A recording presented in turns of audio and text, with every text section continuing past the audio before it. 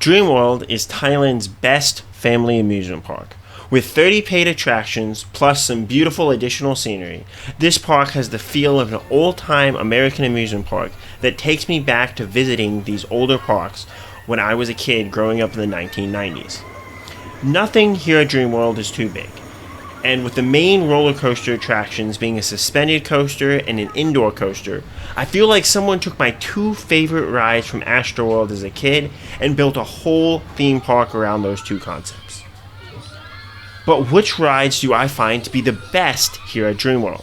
Find out as I rank my favorite attractions through a combination of both how good the ride is and how much I purely enjoy the attraction. Number 25. Sightseeing Train. I normally love trains, so this seems low even for me. The trains are just small and it just didn't do it for me as a railroad. It has some decent scenery, but more can be seen from other rides. Realistically, the 3 transportation rides can be ranked anywhere based on preference. So, I'll go ahead and leave the train here. Number 24. Photopia. This attraction isn't ticketed, and guests are free to stroll through this beautiful scenery and take as many photos as they would like. If you're trying to cut through to the back of the park, it is actually easier and faster to walk through Photopia. Although beautiful, for some reason the scenery just didn't rank highly on my list. Number 23. 4D Adventure. The 4D aspect is cool like it was 30 years ago, but the plotline is literally just a lab assistant mutates bugs that attack everything, though it is geared as a funny family show instead of something scary. Number 22. Animal Farm. The name alone gives it a nice place in my heart. For anyone wanting to see animals, there's a good amount to look at, including a nice bird aviary.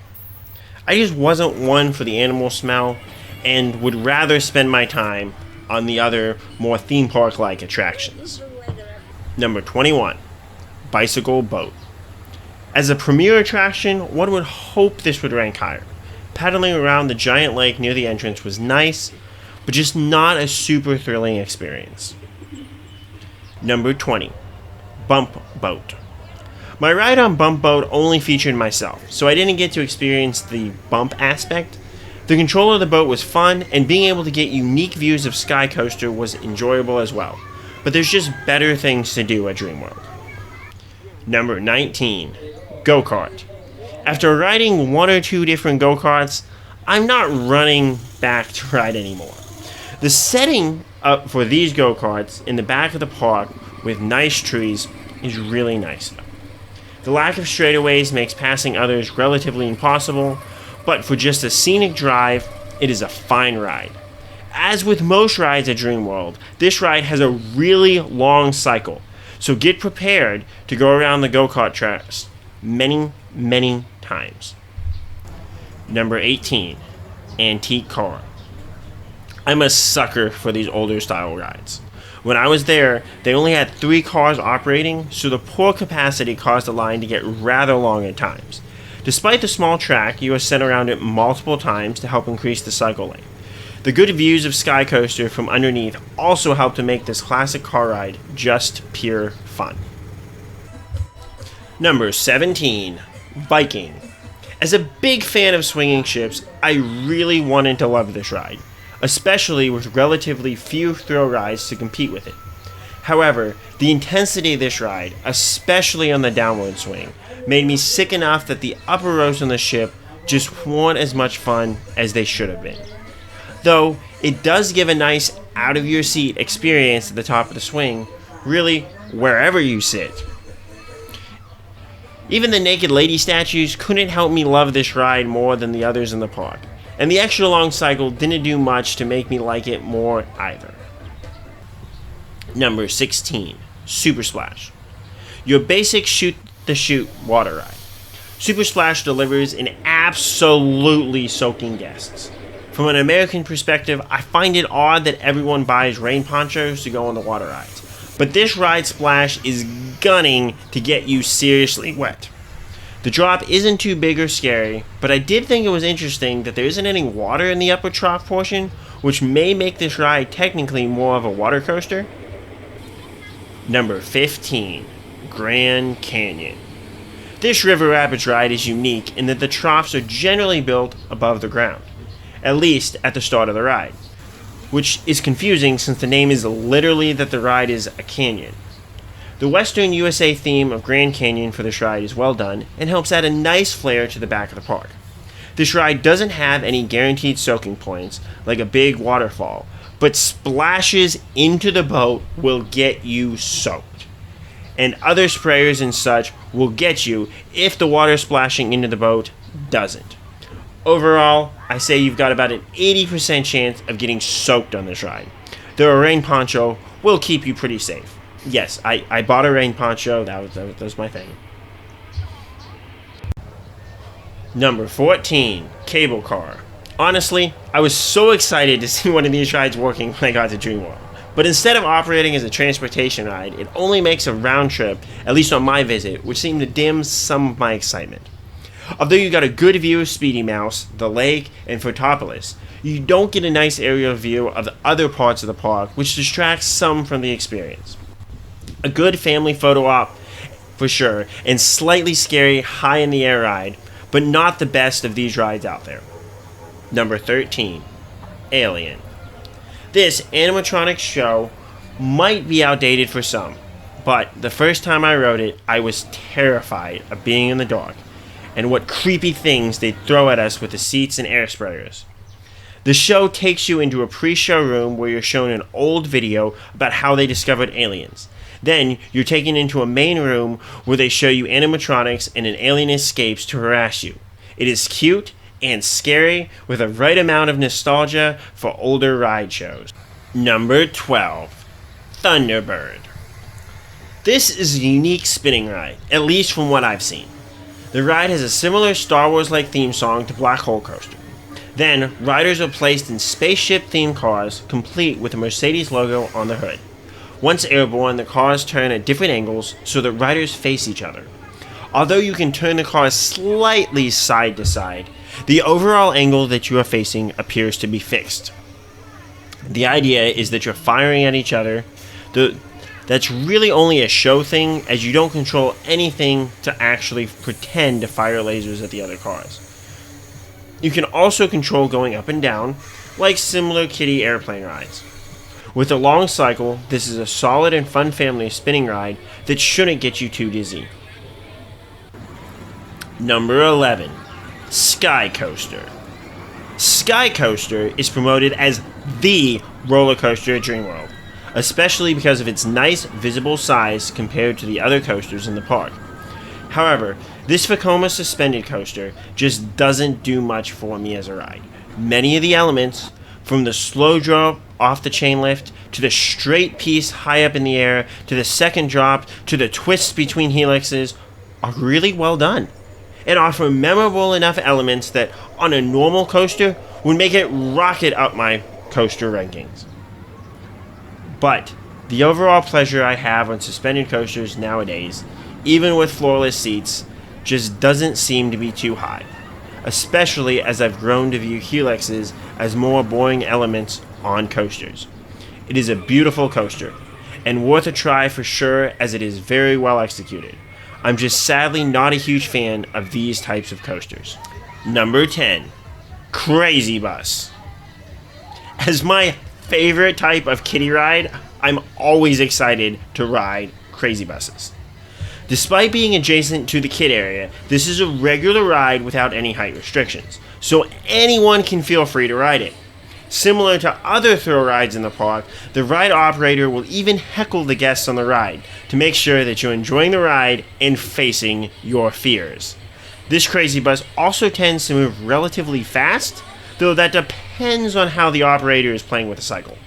This makes me get some decent forces that actually makes me a little dizzy, compared to a normal slow and chill Crazy Bus kiddie ride.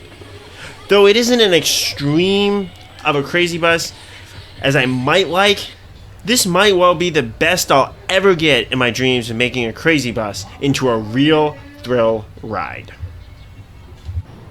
Number 9. Snowtown. Of all the amusement attractions in the world, this has to be near the top for the coolest concept ever. Snowtown is an indoor area with snow consisting of both a sledding hill and a walk-around section. Dreamworld provides you with snow boots and a snow jacket, though it is cold enough inside that you might not want to stay too long. The snow is mainly compact enough that you're not going to be able to do things like build a snowman or throw snowballs, but it is a fantastic photo opportunity. A great experience for anyone who hasn't much experience in snow, and sledding down the hill is on par with any similar fast water slide. I thought it was crazy that most of the time more people were watching and videoing people going down the hill than were actually sledding down it, but that's just me. Why don't I rank Snowtown higher on this list? Honestly, it is just a photo op attraction, which is a great experience, and both me and my wife have photos of Snowtown as the screensavers on our phone. But I don't have any need to go again. Though, I would suggest any theme park in the world having an attraction like this as an upcharge, for sure.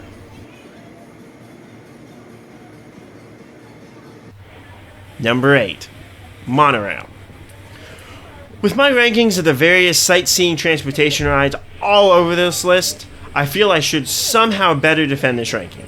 But I just really like this ride. The mini monorail design is super cute and is something that I haven't seen too much in my theme park experience.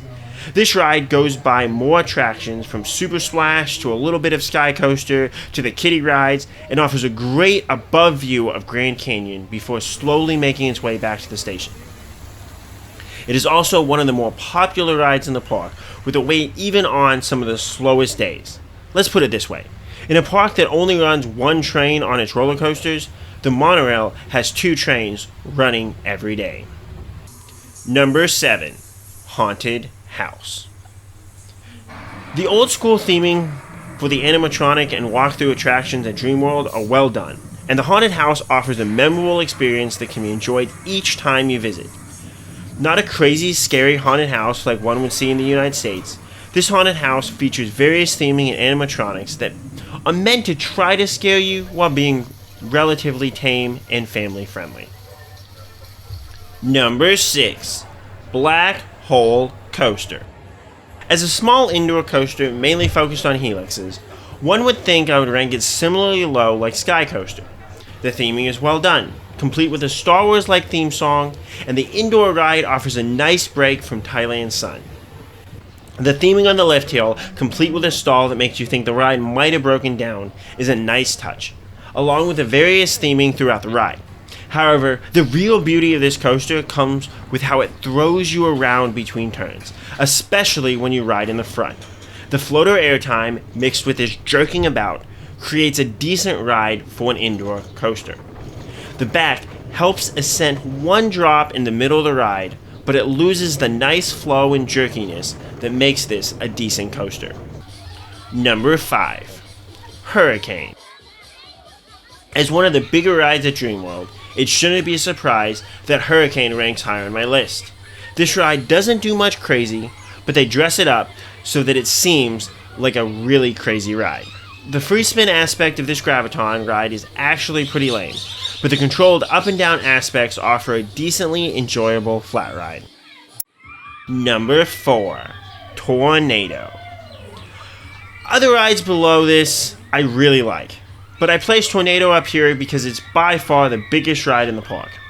Tornado suffers from spinning riders a bit too much, which takes out most of the decent airtime feeling that one could get at the peaks of the drops and swings. On the other hand, it makes these peaks not as noticeable or scary. The long cycle on this ride isn't too much of a problem because of this, though I would stay away if you're scared since you'll be thrown up many, many times. Number 3. Bump Car. This is probably the best bumper cars I will ever go on in my life. Steering the cars is glass smooth. making it easy to turn, and when you bump into people, you really get a good jolt, if you hit things at the right angle.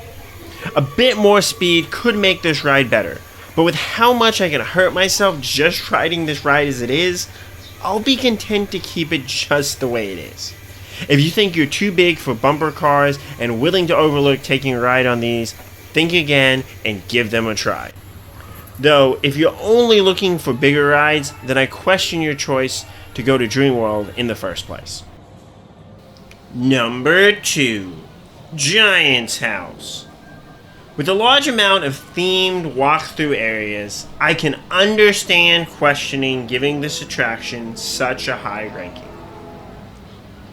But the first time I walked through here, I was literally in awe for close to 10 minutes. The music, combined with the giant snoring, combined with the tremendous views of the giant furniture that you're walking through, is truly breathtaking. Video doesn't do it justice. This is truly one of the best walkthrough attractions you will ever experience.